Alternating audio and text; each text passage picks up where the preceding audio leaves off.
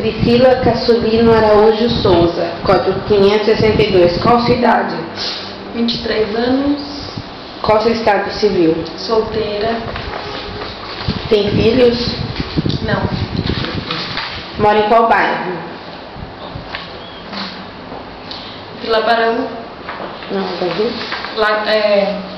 Jardim Colonial 1. Lago Azul. É perto do Lago Azul. Nossa, Você está aqui hoje inscrevendo uma vaga de babá, certo? Certo. Semanal ou folguista? A combinar, né? Tá.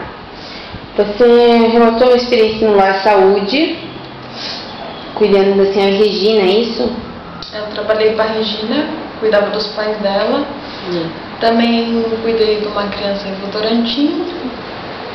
E fui folguista também com uma criança lá no Santa Bárbara.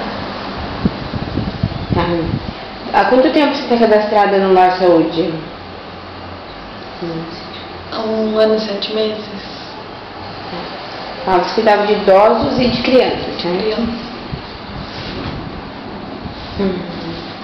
Você ainda não saiu. Você também trabalhou com o Dr. Eduardo Correia. Minha última experiência. Qual é a sua rotina na casa? Primeiro, conta a rotina. Acorda de manhã, faz higiene pessoal, café da manhã, ela dá um passeio pelo condomínio, daí na volta toma um suco, ela coloca ela no triângulo, porque ela, devido a uma lesão que ela teve, ela não pode ficar muito tempo sentada. Você cuida de tudo que tem em relação a ela, é isso? Tudo, medicação, alimentação, a janta dela eu que preparo. Há quanto tempo você trabalha? Ela vai fazer 1 ano. 1 ano. 1 ano. Você ainda não saiu, isso? Sim. Tá.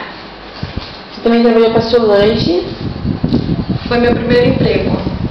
Eu cuidava da avó dela e, na verdade, eu morava lá. Morei 1 ano e 2 meses.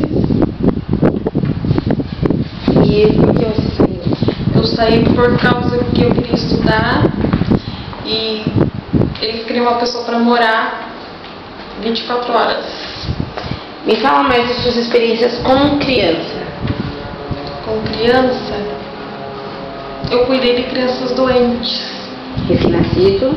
Recém-nascido. Com Criança que sofreu várias pneumonias e tinha dificuldade de alimentar, possuía gastrostomia, ou se alimentava por sonda, usava oxigênio. Você fuma? Não. Você bebe? Não. Tem disponibilidade de início imediato? Tem. Pode dormir? Posso.